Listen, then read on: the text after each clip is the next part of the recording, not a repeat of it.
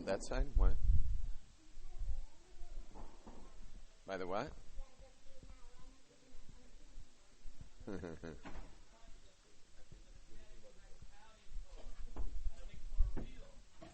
be able to see it. You sure? How am I gonna see?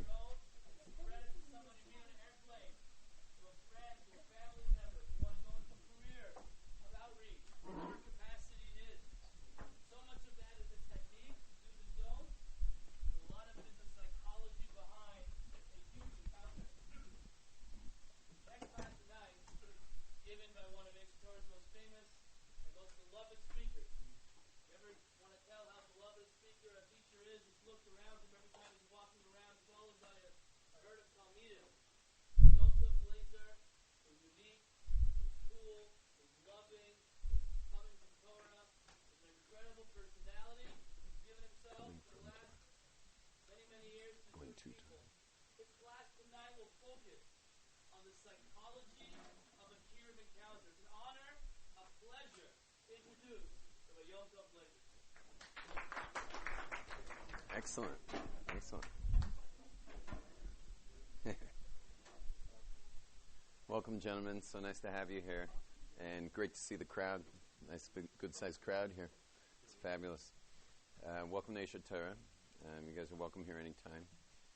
We are an academy that's made up of people from all over the world and all different styles of Yiddishkeit. And you see me and Rabbi Zeldman are two very different expressions of Yiddishkeit. And yet we are tag teaming all day long, going from class to class to class, speaking back to back with a whole slew of other rabbis.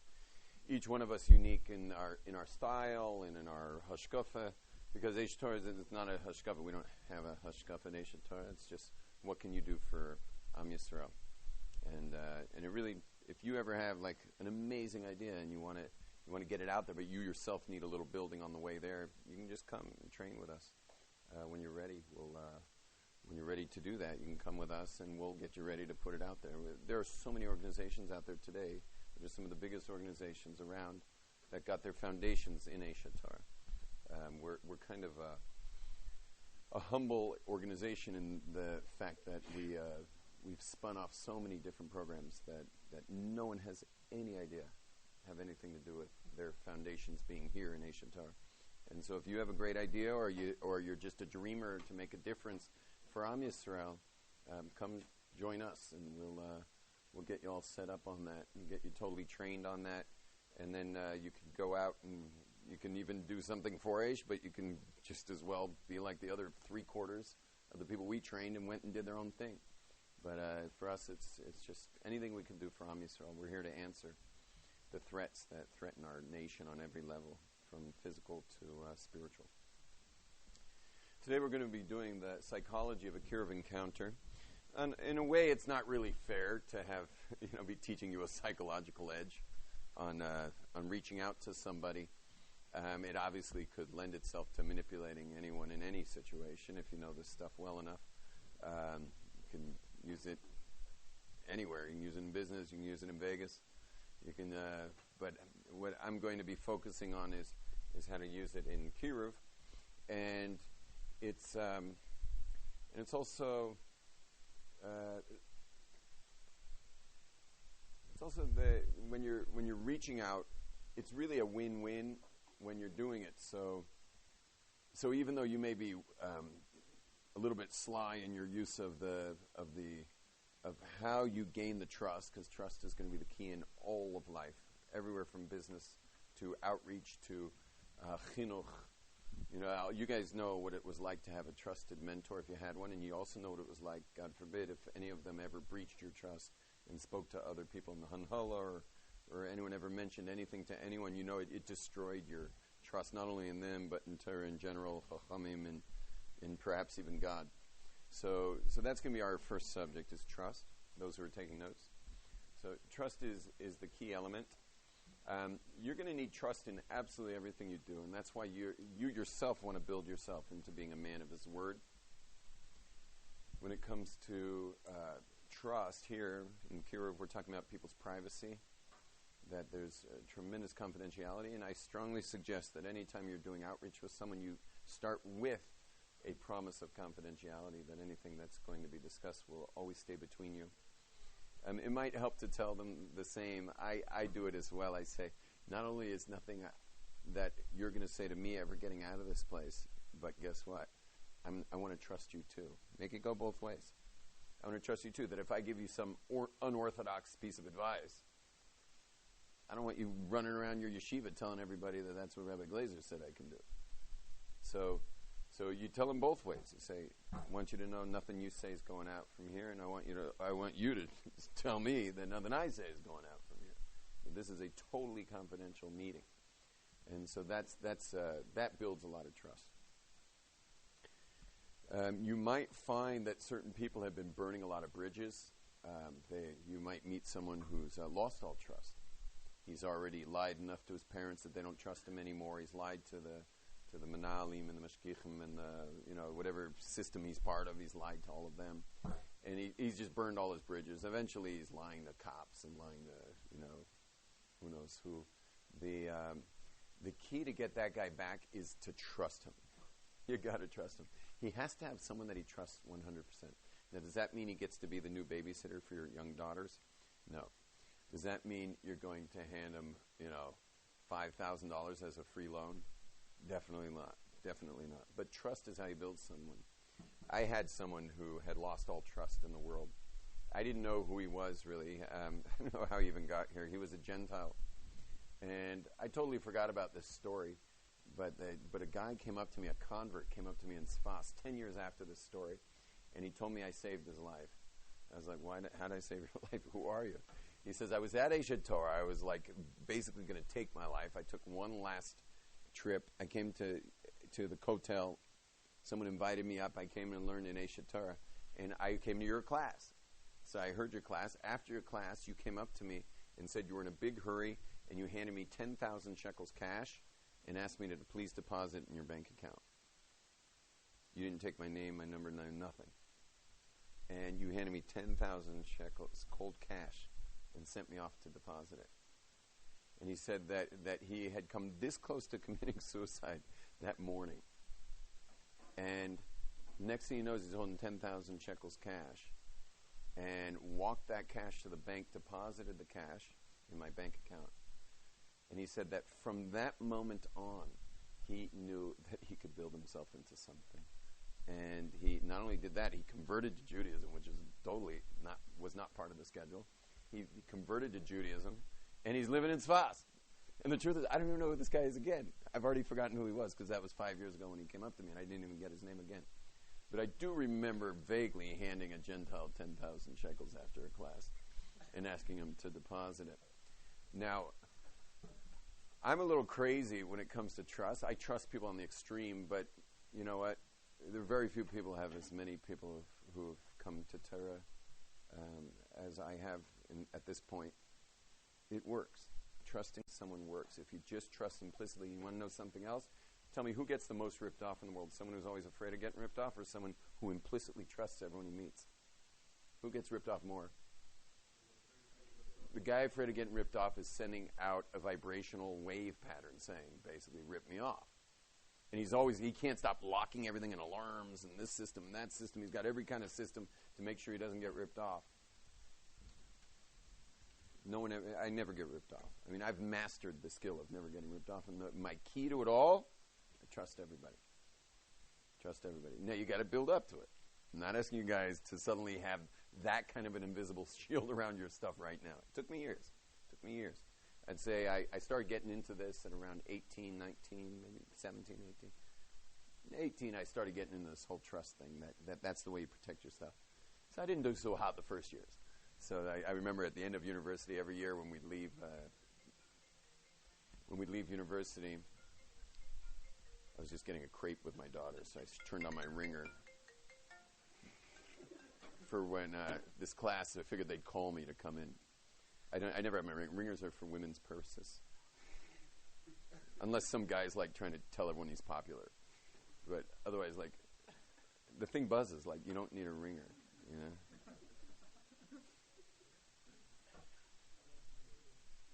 יוחנן, אני מלמד עכשיו עד 10:30.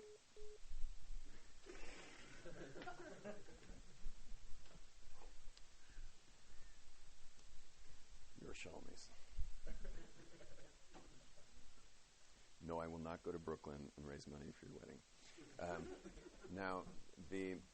Anyway, but trust is everything. So at the end of the year, every year in university, my friends would come up to me with a whole cheshbon of all the money I lost from trusting. Because people did walk off with stuff. This guy walked off with one of my wetsuits, and this guy walked off with my bong, and this guy walked off with my lighter, and like they go through the whole list of everything that got walked off with, and I'm like, I said, that barely even equals like $400. And they're like, yeah, you lost $400. You're an idiot, And I was like, if I could have, don't forget I was from a very rich family. So I was like, if I could have an $800 subscription to trusting everybody where I never have to think about it, and I just pay $800 a year, and I never have to think about losing my stuff, I'd pay it. So I'd say this year was a savings of $400. I saved $400. Anyway, I got better and better and better at it, and then after a while, it was just like, no one touches my stuff. Yeah.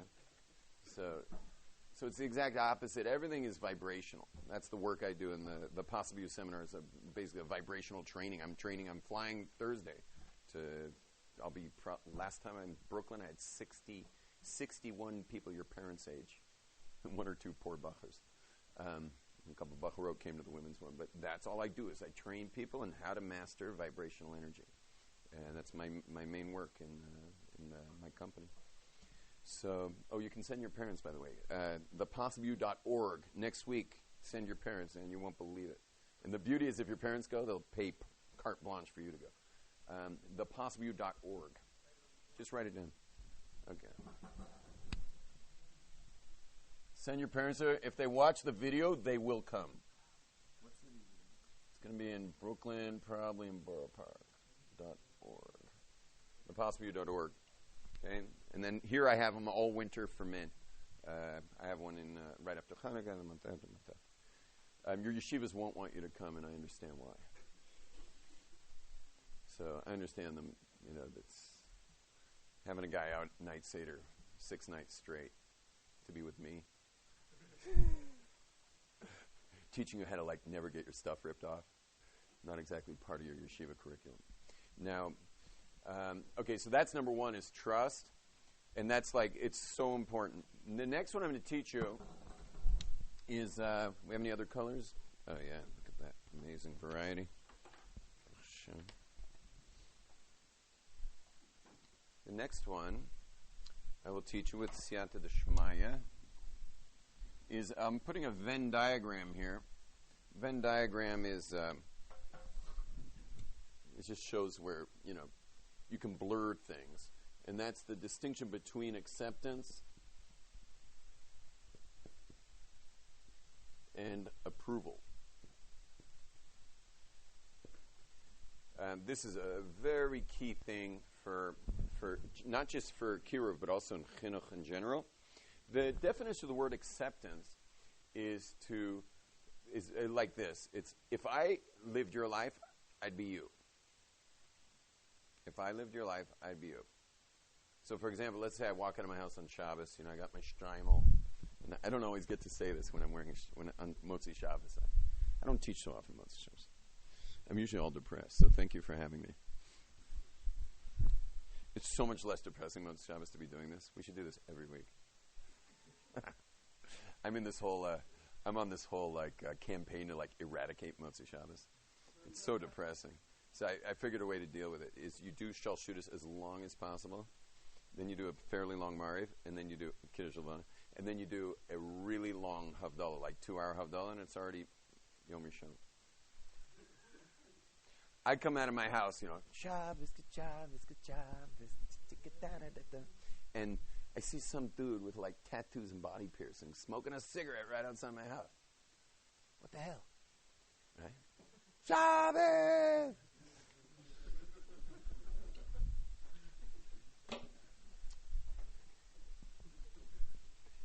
Now, if I live that guy's life, we're on acceptance right now. If I live that guy's life, what would I be doing right now?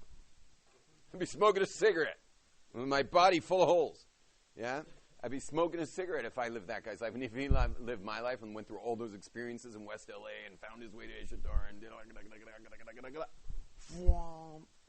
Shabbos, good Shabbos, good Shabbos. He'd be singing good Shabbos. If you lived his life, that would be you. And if he lived yours, he'd be you. You can accept anybody. You can accept absolutely anybody. But what's the problem is we blur it with approval. Acceptance and approval get blurred. Approval has nothing to do with acceptance, but nothing. Approval is a totally different world, and it comes from standards, like actual standards of behavior. Now, those standards of behavior are quite relative depending where you're from.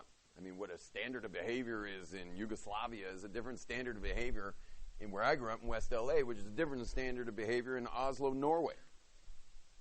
And the standard of behavior in Jerusalem is very different than the standard of behavior in Tel Aviv. But there are standards, and they either meet those standards or they're below the standards. But I accept them no matter what. Acceptance never changes. Approval is a separate world than acceptance. I accept no matter what.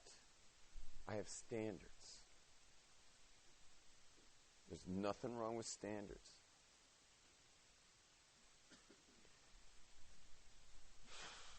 What happens is we blur it, gentlemen. Now, of the 7 billion people on this earth, who do you think has the highest standards of the 7 billion people? Jews, yes. And of the Jews, 85% today are secular, but the 15% that are somewhat observant all the way to, extremely observant, of those, who are the most, who have the highest standards? The firmer you get, the more of the standards. And if you blur approval with your high standards in your Yiddishkeit with acceptance, if you blur these, that means if you only approve a very tiny, tiny, minuscule population of humankind, that means who do you accept? A very minuscule population of humankind. And tell me, how much are they going to want to receive from you, knowing that you don't really accept them? Tell me how much you want to receive from someone you don't feel really accepts you. Nada. You guys know any Spanish? Yeah, nada means nothing. Yeah, they're not going to hear anything you say. They're not going to care what you say. And this is one of the biggest mistakes people make, is that they get in a whole life of Kiruv and they never worked on this. If you don't work on this, you have nothing to say. Go shine hubcaps. Go do something else for a living. But if you want to be involved in Kiruv, you got to get this thoroughly in your bones. And it's not so pusha to get in your bones. I'm going to talk more about it to explain how to get it in. Is this water available by any chance? Have you been lipping it, or you got a cup? This looks like this was Rabbi Zolman's, but it doesn't look like he lipped this one. Or maybe his outer lip.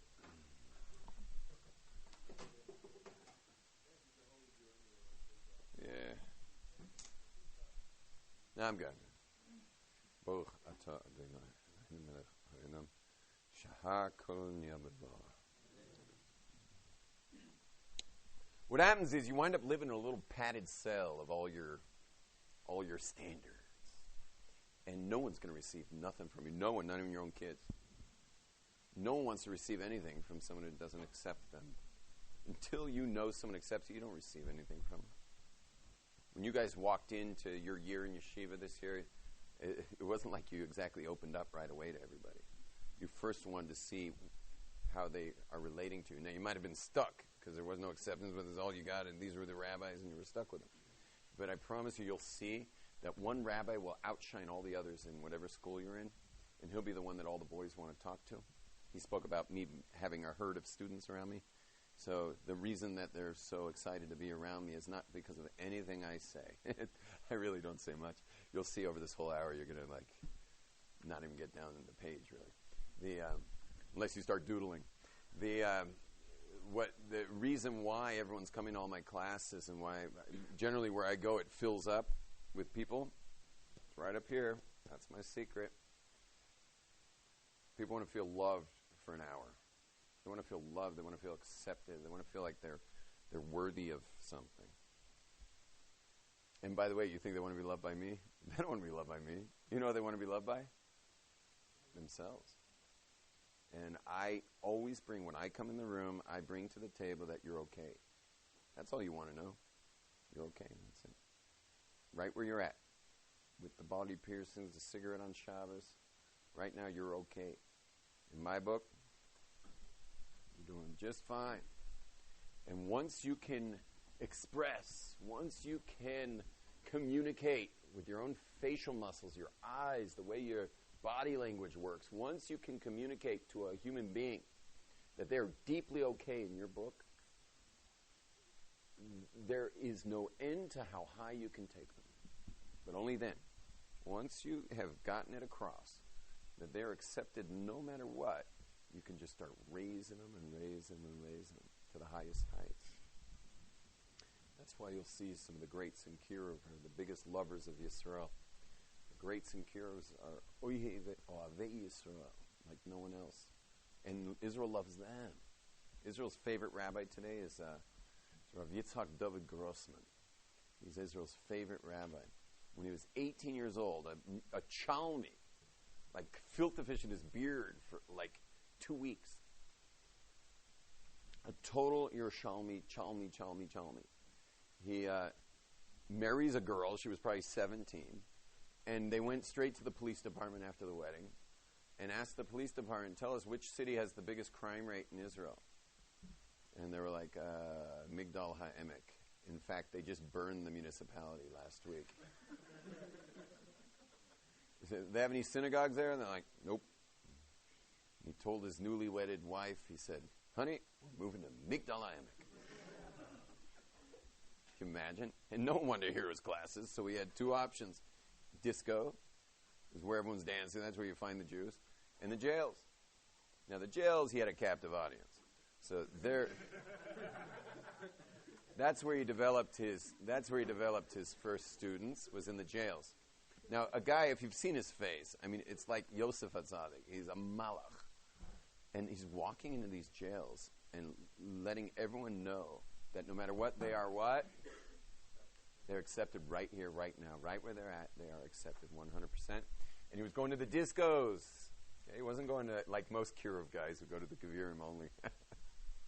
Sometimes I wonder, all these guys out there in outreach, by the way. If you ever want to be really harsh, go call them on their Kiruv. Yeah, because just ask them to show you, did they meet with more Gevirim this week or more people who were secular this week? Now, by the way, I'm not here to blame anybody or get mad at people in Kiruv who are hanging out with Gevirim all day and swimming in swimming pools and stuff, playing racquetball in his basement. But it's not about that. It's about, he's paying for himself. Most rabbis in Kiruv are paying for their own way. And so to run programming is wonderful, but you also got to feed your family and throw these giant Shabbos meals every week. And you got to have a pad in a place. You have to have an apartment in a place where the kids are, which may be universities, housing, which is crazy expensive. Or it's, L.A. where all the young singles are, or wherever it is. You're paying a fortune to be there.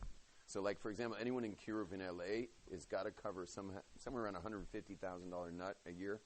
Manhattan, probably $200,000 nut. And you have not yet run a program. That's just you having people over for Shabbos. So, anyway, it was probably inappropriate for me to, mention the Gevir thing. But I do believe after 5 to 10 years, they should have something to show for it besides, a very nice connoisseurship of fine wine. Yes? I feel like you can't showing everyone that you accept them blur the line for them that you approve what they're doing. We're going to get there in a second. Thank you for getting me back on track. I have an attention span of a gnat. Now, listen. We're going to get to approval in a second, but before I do so, I just want to mention the university campuses because I have a feeling. Raise your hand if you're planning on being there one day. University campuses in America. Oh, very few. Okay. Gevir. Gevir is just a rich dude. The guy who pays for your Kiruv operation. Yeah. Gevir, they're called. Now, I just want you to know that those of you who raise your hands about university campuses, you're going to be in an interesting situation because it's come to the point where we've lost the battle with the academic world, which is basically giving birth to the next population of America. those students, that academic world is going to be giving birth to the population of people that do not believe that anything is wrong. You're not allowed to say something's wrong. University professors have lost their jobs by saying something's wrong. One of the biggest TV shows, like $80 million a week TV show, I forget what this thing was called. Anyway, he said something was wrong. The Star did. He was being interviewed in a major American magazine, and he said something was wrong. And it was a pretty big thing that a lot of people do think is wrong. They took the program off the air for saying it was wrong. Universities losing their tenure for saying something's wrong, which means if you're a student on campus, you better have some serious courage if you're going to plan on sticking up for things being right and wrong.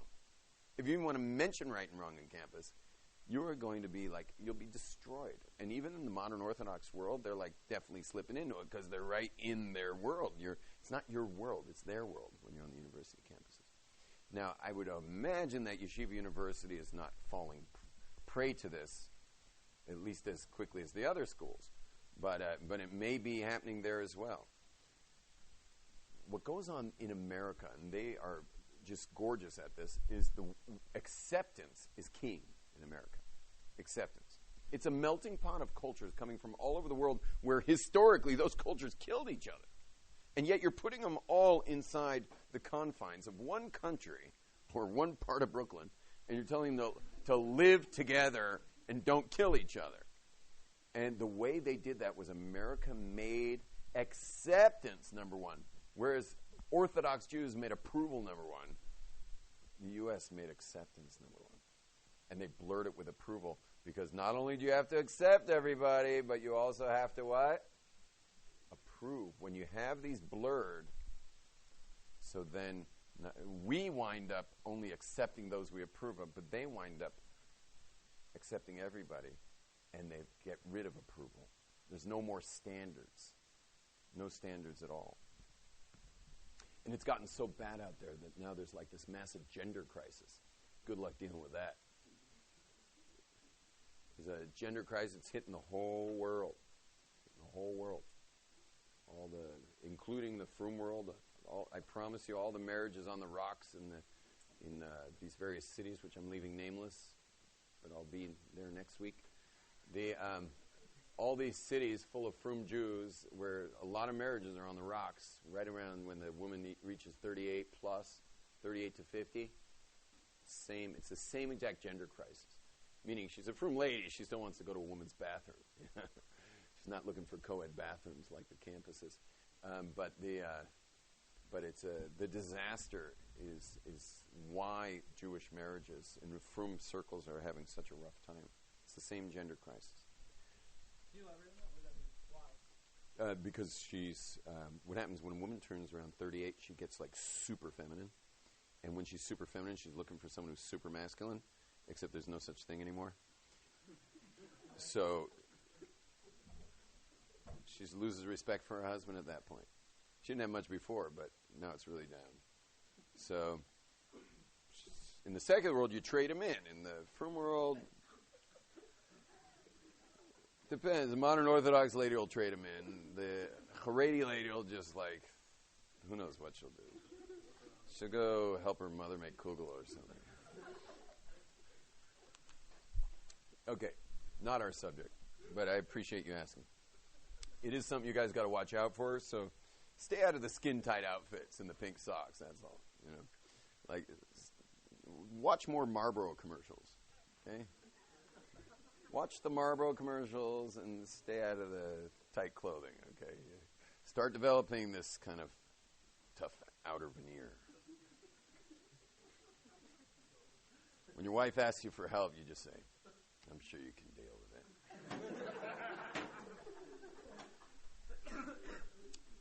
Now, don't forget to compliment it. Yeah. It's always going to be different levels of appropriateness. Yeah, it's always going to be different. For example, a kid, you got to start playing with it. So, your kid, what did my kid do tonight? My kid took a pen and started writing all over the Shabbos tablecloth and destroyed it. Instant destruction. He was upset because I wrote on his little tzetela for his Rebbe tomorrow. When it came to davening, he's 6 years old. All I wrote was lo ba, which means he didn't come to davening. He freaked. And he was like, I'm not bringing this tzetela. It says I didn't come. Should have left it blank. And I'm like, I'm sure I can fix it. And so I took the pen and I filled it. Instead of lo ba, I added a mem. It's and an aleph and a hey, and it says Malay Ahava.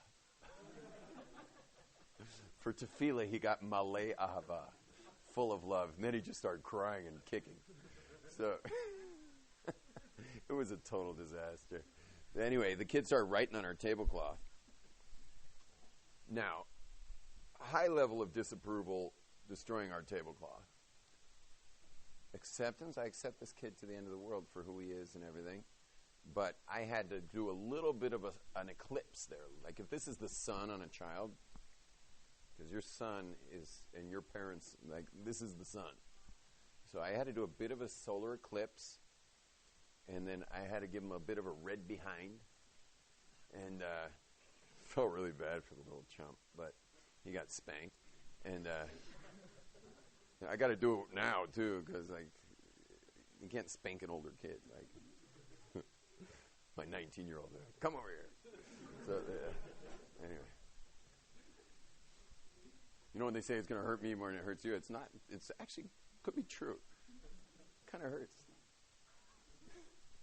It's got to hurt him more. And what do they always say when you finish? No, what do they say? What's the kid say when he's used to getting pie? No. What do they? He's a tough kid. He's a Yerushalmi. What does he say? Didn't hurt.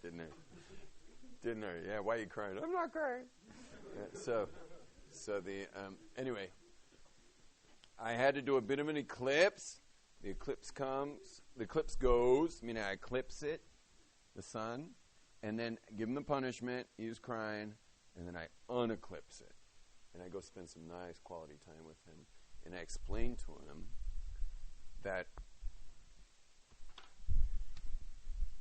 who he is amazing. And that was totally beneath him to have done what he just did. What he just did is I can't approve of, but who he is in his being is just, he's gorgeous. He's just so amazing. I had to distinguish that for him. A lot of the people you'll be doing outreach with, by the way, will have doing and being a blurred. Because what happened? They did some stupid stuff as kids, and they got busted in school, then they got busted at home. And they thought, well, I must be a bad boy. You see how doing and being can easily blur here? One sec. Just get this point. See how doing and being can blur? He did stupid stuff. He was told he was a bad boy, or he's a wild boy, or he's a Russia, or whatever he was told. When his dad was really angry, or the school system was angry at him, and he winds up blurring doing and being. He believes that's who he is now. And then, of course, you got half the people you're ever going to meet are going to be doing stuff to somehow mask what they feel about themselves. Meaning, if you see a guy driving I just saw a guy in a Corvette here the other day. He was driving a Corvette in Yerushalayim. It's pretty sweet. And I was enjoying the V8 engine, blah, blah, blah, blah, blah, blah, blah. And anyway, but I followed him along, and he parks his car, and right where I was kind of driving by, he gets out of his car. The guy was like 4 feet tall. You understand? So the being was, I'm a wimp beyond wimps, but the doing, and who knows what money he had to make to get there. Like this guy's whole life, he's like stuck in this loop of doing to mask the being. So we're already going very deep, and I still have 2 questions to deal with. I didn't even hear yours yet. I'm going to still answer yours. But let me just go a little deeper first, and that is that don't ever get fooled by doing. Don't ever get fooled by it. Don't think that this guy, I'm not going to reach out to him. He's so clearly, whatever, rich, or he's so clearly powerful, or he's so clearly the coolest guy on campus, or he's so clearly this, so clearly that. The only thing that's clear is they're masking something deep down in their hearts. that could have been anything. It could have been anything. They could have been left at the park when they were a little kid and they feel insignificant because their tati left them in the park. Or it could have been anything. They could have had a humiliating thing happen to them. You don't know a guy's life. But I promise you, whatever you see a guy doing, if he's like puffing himself out like a bunch of chametz, before Pesach, he's puffing himself out, which is like, sheep. You ever seen a sheep that was shorn, that already lost its wool? It's like it looks like a rodent. It's covered in goop, and the goop is called lanolin. It's in all your hand creams and everything. So it's basically goat sweat. So sheep sweat. Sorry, sheep sweat. Anyway, but it's a scrawny little thing. You'd never be afraid of such an animal. And it's just a little meitzar, like it's Mamish, the god of the Egypt. It's just this little meitzar, thin little yucky thing. And that's what everyone deep down believes about themselves. Everyone deep down believes that they're this yucky little scrawny thing, which is called meitzar. But what do? You puff out that wool, which is called semer. The same oisios of meitzar is semer. Because what's the root of every guy's ego? What's the root of every guy being a schwitzer, being a balgaiva? How do you say a schwitzer? Show-off. What's the root of every show-off? Every show-off is showing off because of the meitzar. So once you know this about a guy, you're never going to hold back in turning him on to Torah. Because you might, let me go for the nerdy guy. That'd be easier to go teach the nerdy guy. No, it's probably, the nerdy guy's probably doing better and more likely will come to Torah through a website than Mr. Cool. Mr. Cool is the guy who's going to be feeling the oxygen that you're offering him when you're teaching him real stuff, because he's living in a very thin world, a very shallow world, where everything has to be, doing.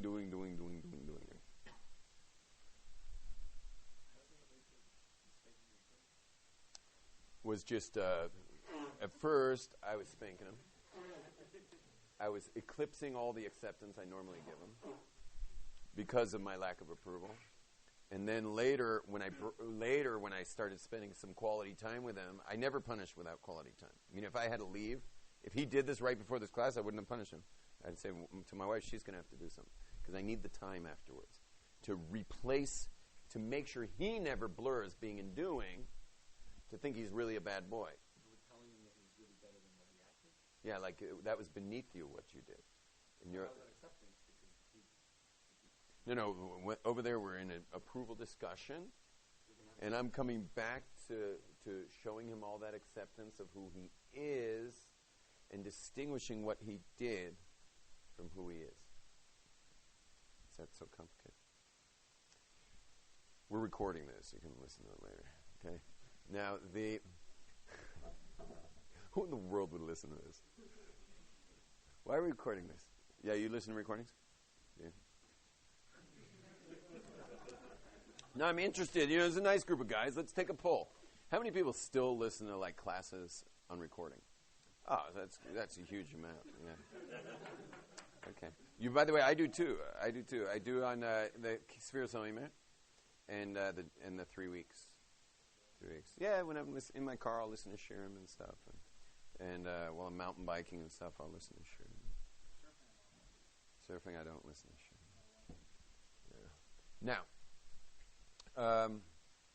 Okay, now I want to handle this gentleman. What's your name? Stephen. What was your? Ask it again. Can't their line be blurred by your acceptance, and they'll assume that you're approving of what they're doing? Right. So, yeah. So, the answer is no. Stephen asked. The answer is no. Is that you're always, if you're ever in a situation where that line can be, no, you asked a good question because it could get blurred, but anytime you're in a place where the line could get blurred, you just make it really clear that there's no blurred lines here. For example, let's say you have any secular relatives? Yeah, so let's say it's like big Bob Boy's bad barbecue bar mitzvah in the Redwood Forest. Yeah, where you're an East Coaster? In the New Jersey forest, deep in the forest. It's in the Berkshire Mountains in western Massachusetts, yeah. But really deep in the mountains for a Big Bad Bob barbecue bar mitzvah bash, yeah. And so no one is expecting Stephen there because Stephen's Shomer Shabbos. So they're like, okay, we'll do it out there, but like we're not gonna, we're gonna miss Stephen, but it's that important to Big Bad Burly Bob and whatever. So they do it. They get there, they're at the party, and guess who's there? Stephen. And they're like, you broke Shabbos for us? That is so beautiful. He says, please look up that mountain. You see up the top of that forest up there? Do you see that tent? I've been here since Friday. I've been sleeping in this forest and waiting for you all to get here. I've been here this whole time. And I may not eat from the barbecue because you know I only eat kosher. And also you can't cook food on Shabbos. But there was no way I was going to let Judaism get in the way of our family. So I'm here to celebrate. You communicate. Food's not kosher. Communicate it. I don't break Shabbos. Tents up the hill. Communicate it. I don't cook food on Shabbos. Communicate it. I love you. I'm here to celebrate. I think you're most beautiful people I've ever. You're my family. I'm not going to let Judaism get in the way of our family. You just did this like you just won the game on acceptance and approval. Real clear, and there you are. There you are with the family. Now, I just want to share with you one more thing in acceptance, and that is that it leads to feelings of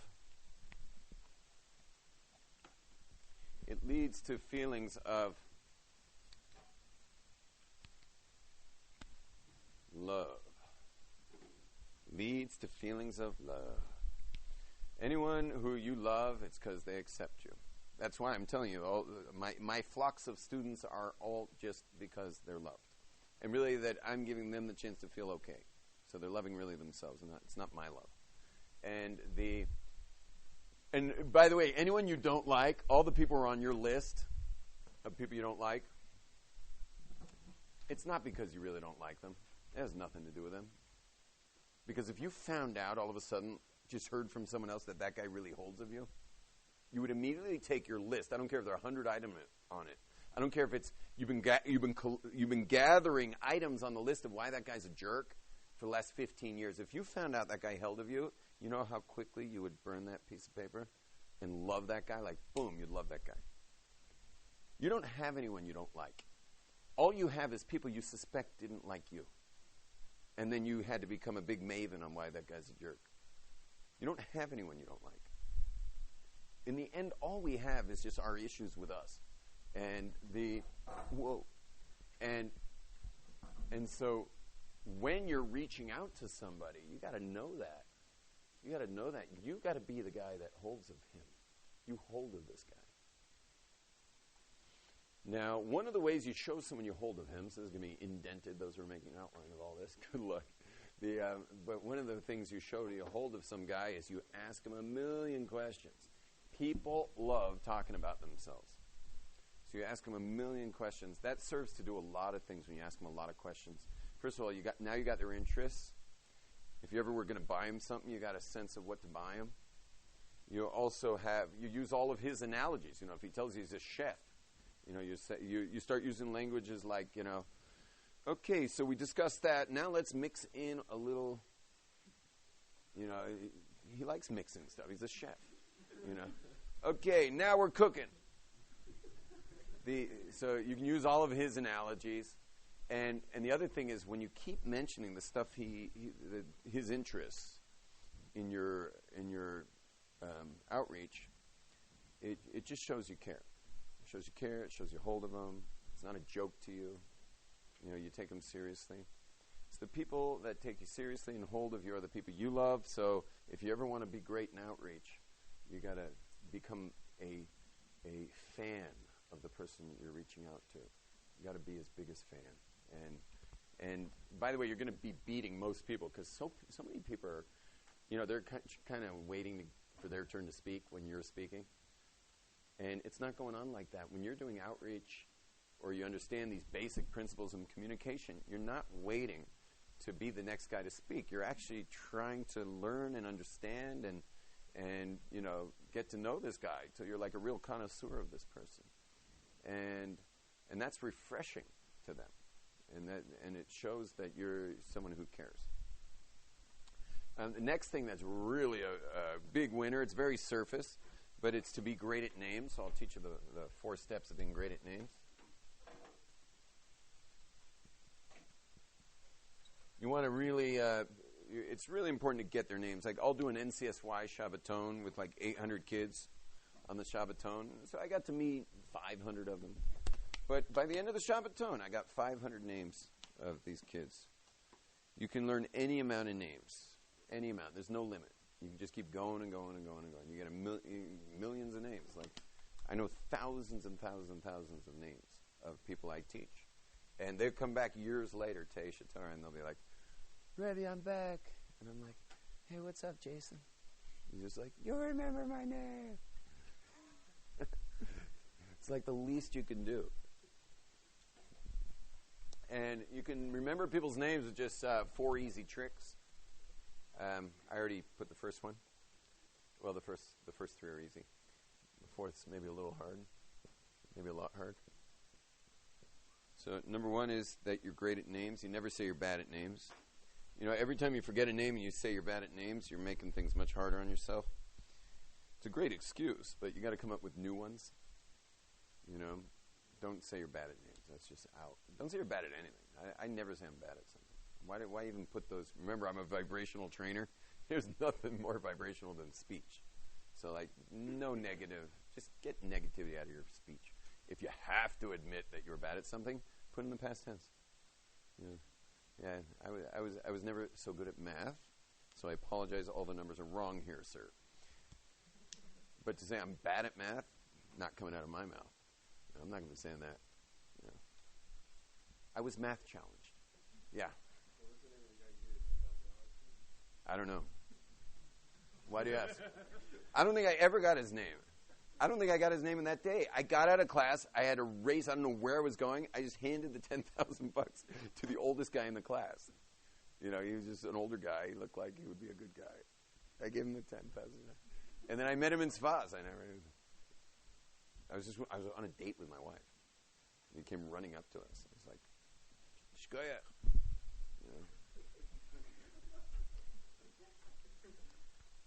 Great at names. The next is, thanks for trying to embarrass me though publicly. Oops, sorry for embarrassing you. Oops. So, great at names. What's the next one? Oh, I'm teaching. Sometimes I forget I'm the one who's teaching. Yeah, is to repeat the name. You want to repeat it a lot of times. I already met Steven, so I'll try someone else. This next guy who's asking a question in a sec. Watch this. Watch how you meet someone. Notice I withhold my name at the very beginning because I want to make sure I've repeated his a few times. What's your name, sir? Alex. Nice to meet you, Alex. My name's Yom Tov. Where are you from, Alex? City. Oh, very nice. What's your last name, Alex? What? Alex Haberman. Alex Haberman. Pleasure. Nice to meet you, Alex. Welcome. Okay. How many times I said it? You counted? 7. He got 7. Yeah, 7 times. And the next is to anchor the name with it. Associate the name with something.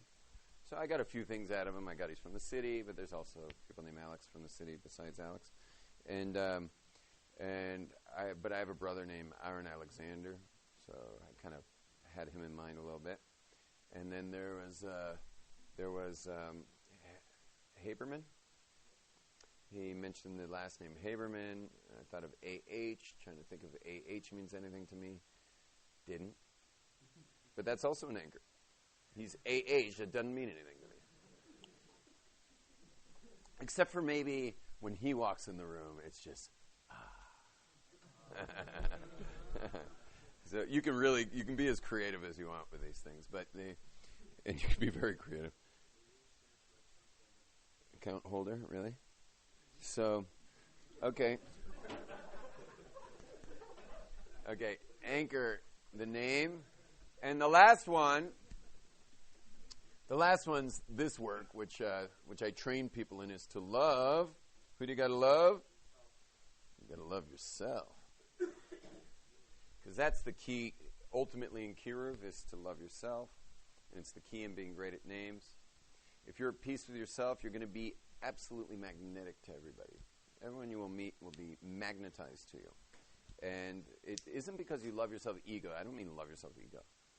What I mean is love yourself in that you've gotten rid of all that gunk in there. You know, as best you can. You always meet new gunk. But you got rid of all that gunk in there. And you come to accept yourself. You come to be at peace with yourself. And just like you love another person, you have to accept them. With everything they are, you got to also accept yourself. So this night, we keep applying this to everybody else. But guess what? You got to apply it to you. You got to come to a sense of acceptance of yourself. All you are and all you're not. You have milas, you have chesronos, you have good qualities. You've got probably some issues as well. But you got to accept yourself. Because not accepting yourself means not only do you have the issue, you have an issue with the issue.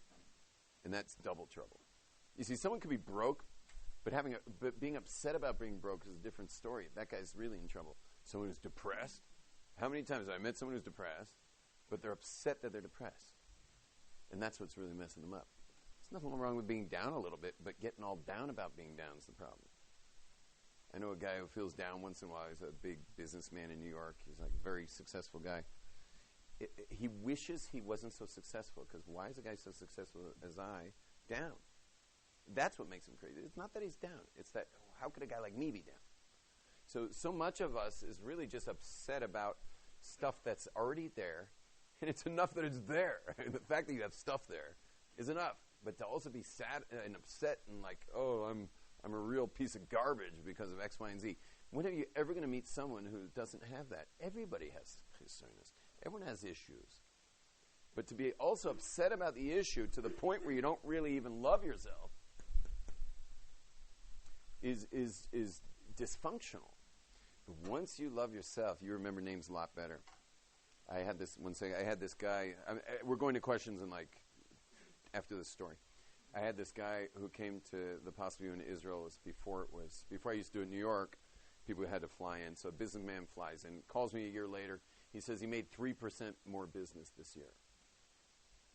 I was like, I'm so sorry. I was hoping we'd do better. And he said, you know what 3% of my business is? And I'm like, no. He says, it's about $80 million unexpected dollars. I said, what? He says, yeah, I run a multi-billion-dollar hedge fund. I made $80 billion unexpected dollars. I said, okay, what'd you do? He says, when I was in your seminar, I realized that I had been hiring people who were not as smart as me, purposely, to make myself feel better, to be the guy who speaks at the boardroom meetings, to deal with strategy and everything. That was me. And I realized, am I out of my mind, doing that to mask some stupid being because of some issue I had with myself, so I couldn't love myself? And here I am managing billions of dollars of people's hard-earned money, and they're trusting me for this. And so he when he got back from Israel, he fired his entire executive staff. Cost him millions of dollars in severance, but he did it. And he hired crack analysts and top guys. He hasn't spoken ever again in a boardroom. He never speaks. But he's still on top of it. It's his hedge fund. But he never speaks. They're the ones handling everything. And they went from, I forget what they went from $4 billion to $6 billion in a matter of a couple of years, because everyone saw their performance and went jumping in to his hedge fund.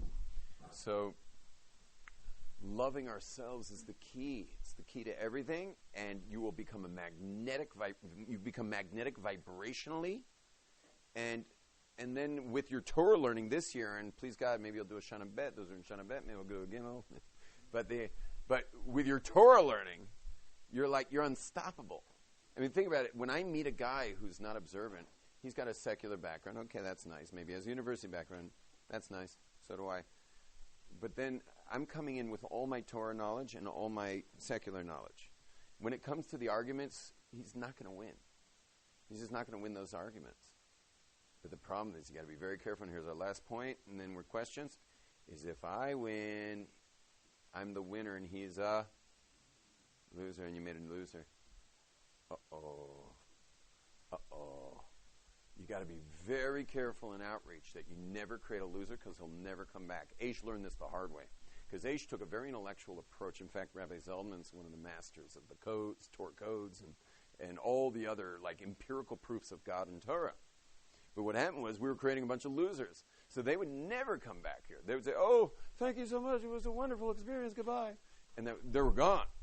And there's no way they're coming back because they felt like ignoramuses. So when you're doing outreach, you got to walk this very fine line between, meaning ultimately showing there's a God, showing Torah is real, showing this is the way to go, while at the same time, you have to turn him into the winner. And that's not so easy. And there's steps to that too. We're not going to do that right now. But he's got to be a winner. And then everyone remember your question because there's several questions. I'm about to take them. And there's a line already of who's asking first. So you get the idea? You can't create a loser. You got to create a winner. So I'll notice, just to give you an example, I'll notice that sometimes I'm beating this guy silly, meaning he's lost the last 4 arguments, but badly, and even admitted it. And I realize I'm losing him. I'm losing him. You're seeing it's starting to flatline on the screen. And then I'll immediately change the subject into a subject about him. That, don't forget, I already asked him a million questions about him. And so now we're going to go into a subject about him, maybe something about his family that he mentioned, a relationship with his brother. And we're going to just totally change the subject and get him pumped up to be a winner, even though he lost those last 4 arguments. There's no way I'm turning this guy into a loser of this discussion. And so I'm going to change the subject real fast. And lastly is I always give it to them. If they have a good point, I always tell them they're right. Always tell them they're right. Even if it goes directly against what I was saying, I will always tell them they're right. And then if you use your brain, you can figure out why he's right. In which case, like a Gemara. Like in some case, he's right. And you got to figure out what that case is, and you got to show him. And if you can show him he's actually right in this particular stickle of a case there, that's, yes, you're right on that. So you've got him. Now he's yours. Because you just let him be right. And now he's got his confidence. He feels like he's got a brain in his head. And now he's willing to listen and know what you were actually talking about. Now that he's right about that little shtick, now you can finish your point. Got that? So you never ever never make someone wrong. Okay, a couple questions now, starting with Mr. over here. Go ahead, Alex. Great. Yeah.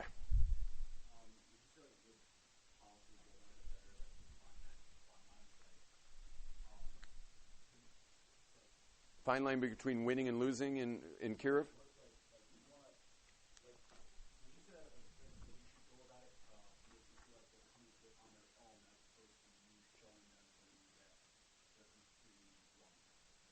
Much better, yeah. That's an excellent tool. Is get them to come to it on their own would be an amazing example of that. Also, it always helps to have alcohol around. I'm not saying a lot. I'm just saying you go get a beer with the guy. I don't know what the drinking age where you guys live is, but here in Israel, you can get a beer with anybody.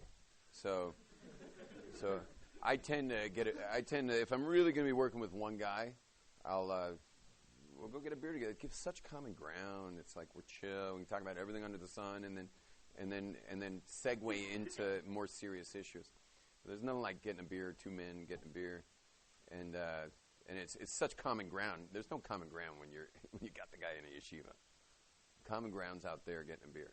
So never underestimate the power of getting a beer in Kiruv with the guy you're reaching out to. The majority of it happens there. The majority of your outreach will happen on the common ground places. Any more questions? Couple more questions? Yeah.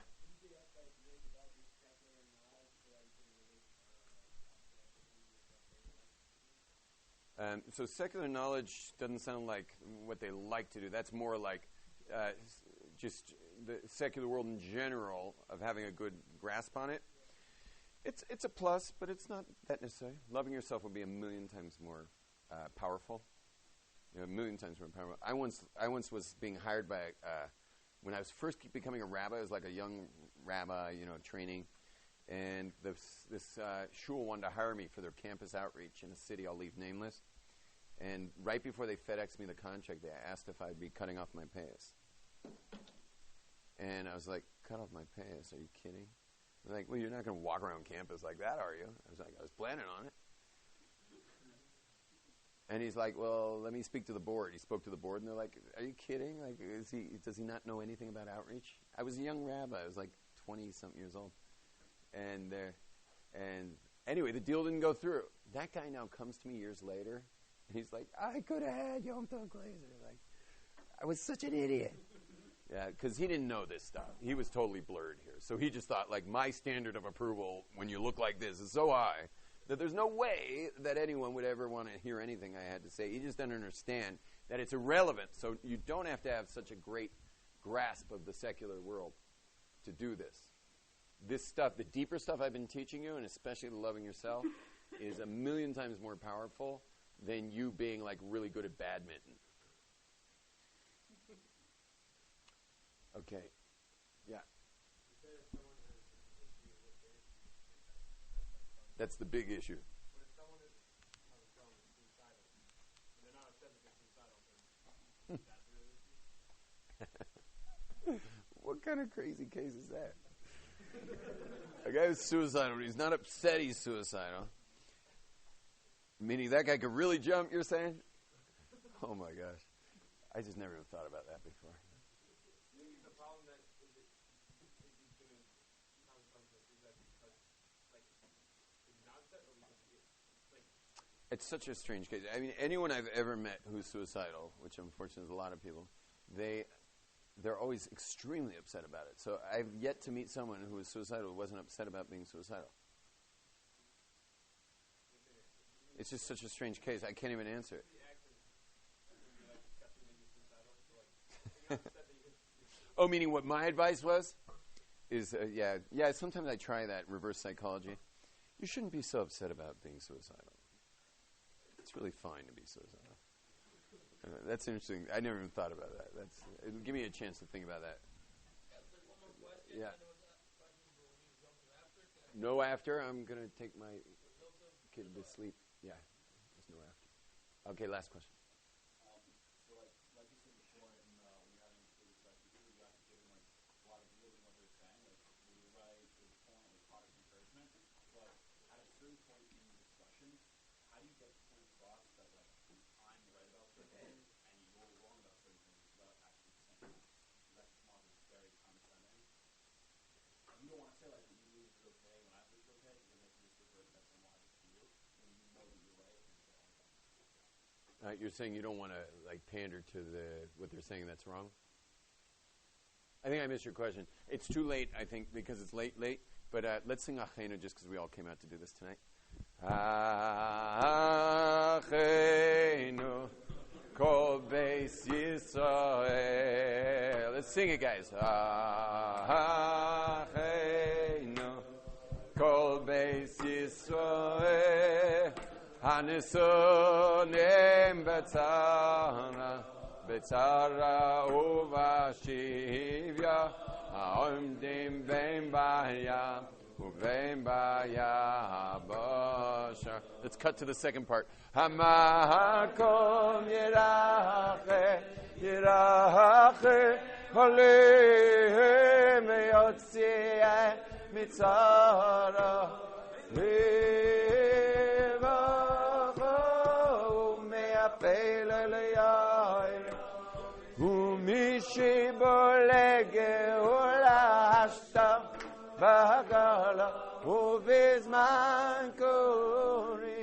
Just going to invite you guys. I have an open Shalshudas every week in Yerushalayim. My address is Hanat Siv. Next week I'll be in New York, but then I'll be back for Hanukkah. Hanat Siv 11. It's in the center of town off Ben Yehuda, third right after King George. So Hanat Siv 11. Every week I do a big Shalshudas. I had over a minyan today with a full musical Havdalah. We had a full band for Havdalah. What else I was going to tell you? Oh, to come here. We have the Essentials class across the way. We're rocking class all day. You don't have to pay. It's free. Just come in and hear all our best teachers every day. Discovery seminar totally available to you, and seminars I invited you, I guess, that's based on your rabbis. Shalom.